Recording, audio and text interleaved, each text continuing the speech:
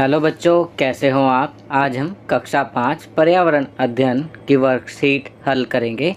पाठ 7 पानी के प्रयोग। तो चलिए वर्कशीट हल करते हैं। प्रश्न 1, रिक्त स्थानों को भरिए।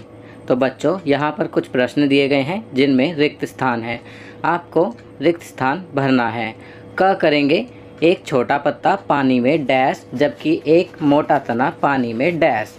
तो यहाँ छोटा पत्ता पानी में तैर रहा था और दूसरे डैश में लिखेंगे डूबा हुआ था। एक छोटा पत्ता पानी में तैर रहा था जबकि एक मोटा तना पानी में डूबा हुआ था। ख करेंगे, यदि एक तिरछी रखी हुई प्लेट पर तेल की एक बूंद और पानी की एक बूंद गिरा दी जाती है तो डैश की बूंद प्लेट में तेज़ी से नीचे जाएगी। तो यहाँ लिखेंगे पानी। ग, एक फूली हुई पूरी पानी में डैश।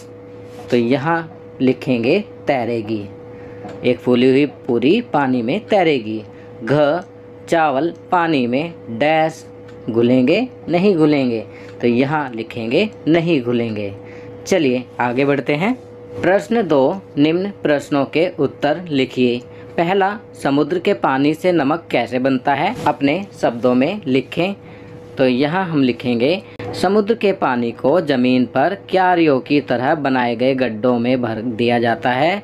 तेज धूप में पानी भाप बनकर उड़ जाता है और वहाँ केवल नमक रह जाता है। फिर इस नमक को मशीनों द्वारा साफ करके खाने योग्य बनाया जाता है। चलिए अगला प्रश्न करते हैं। प्रश्न 2, किन्हीं 4 खाद्य पदार्थों के नाम लिखिए जो धूप में सुखाकर तैयार किए जाते हैं। तो बच्चों यहाँ पर आपको कोई भी खाने पीने की ऐसी 4 चीज़ें लिखनी हैं जो धूप में सुखाकर तैयार की जाती हैं। तो यहाँ हम लिख सकते हैं चिप्स, पापड़, सेवइयाँ, बड़ियाँ, आम पापड़, कच्चा आम अचार के लिए। तो मैंने यहाँ पर 4 से ज़्यादा लिखी हैं, आप यहाँ कोई भी 4 लिख सकते हैं। चलिए तीसरा प्रश्न करते हैं। रीना ने सुबह अपने घर पर गमले में लगे पौधों को पानी दिया।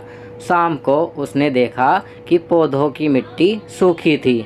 इसका क्या कारण हो सकता है? तो इसका उत्तर लिखेंगे, ऐसा इसलिए होता है क्योंकि कुछ पानी पौधों द्वारा सोख लिया जाता है और कुछ पानी का वाष्पीकरण हो जाता है। चलिए आगे बढ़ते हैं।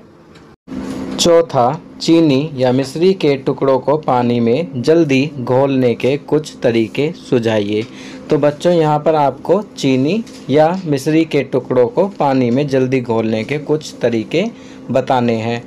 आपकी सुविधा के लिए मैं यहाँ पर कुछ तरीके लिख रहा हूँ। चीनी या मिश्री के टुकड़ों को गर्म पानी में जल्दी घोला जा सकता है। दूसरा, चीनी या मिश्री का पाउडर बनाकर भी पानी में इन्हें जल्दी घोला जा सकता है। तीसरा, चीनी या मिश्री के टुकड़ों को चम्मच की सहायता से भी पानी में जल्दी घोला जा सकता है। आप इन तरीकों के अलावा भी अन्य तरीके लिख सकते हैं। चलिए आगे बढ़ते हैं। गतिविधि।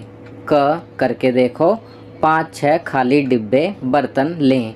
प्रत्येक बर्तन में थोड़ा पानी डालें।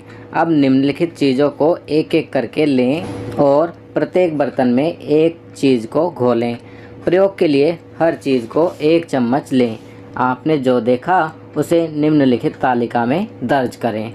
तो बच्चों यहाँ पर एक गतिविधि दी गई है कि आपको 5-6 खाली बर्तन या डिब्बे लेने हैं और प्रत्येक बर्तन में थोड़ा पानी डालेंगे। फिर हर एक चीज़ को उसमें घोलेंगे और उसके बाद आप क्या देखते हैं वो लिखेंगे।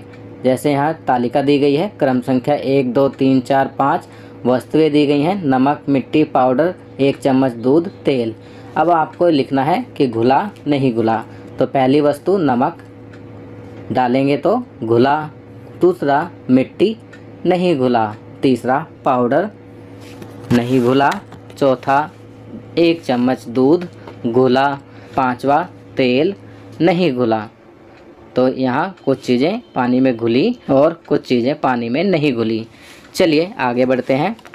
ख, नींबू तैरा या डूबा। नींबू का प्रयोग। 1 गिलास या किसी बर्तन में पानी लें, उसमें 1 साबुत नींबू डालें। आधा आधा चम्मच करके उसमें नमक डालें। अब प्रश्न है, क्या आप नींबू को पानी में तैरा पाए? तो यहाँ लिखेंगे हाँ। आप इस प्रयोग को घर पर करेंगे तो आप पाएंगे कि हाँ, नींबू तैरता है। अब यहाँ दूसरा प्रश्न, यदि हाँ तो नमक डालने पर नींबू क्यों तैरा होगा? तो अब आपको ये भी बताना है कि नमक डालने पर नींबू क्यों तैरा होगा। तो इसका उत्तर लिखेंगे, नमक के डालने पर पानी का वजन बढ़ जाता है, जिससे नींबू अपने भार से ज़्यादा पानी हटाता है, इसलिए नींबू तैरने लगता है। चलिए आगे बढ़ते हैं। ग, निम्नलिखित चीज़ों को इकट्ठा करके एक कटोरी पानी में डाल दें। ध्यान दें कि वे पानी में तैरते हैं या डूबते हैं। ऊपरी रेखा पर तैरने वाली चीज़ें और नीचे तल पर डूबने वाली चीज़ों के चित्र बनाएं। तो बच्चों, यहाँ पर आपको ऊपर तैरने वाली चीज़ों के चित्र बनाने हैं और नीचे डूबने वाली चीज़ों के चित्र बनाने हैं।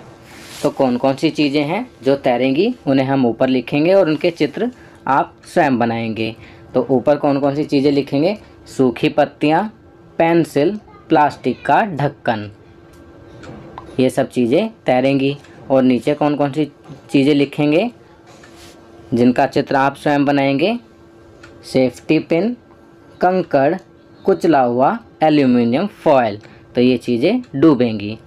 आपकी सुविधा के लिए मैंने यहाँ पर ऊपर तैरने वाली चीज़ों के और नीचे डूबने वाली चीज़ों के चित्र लगा दिए हैं।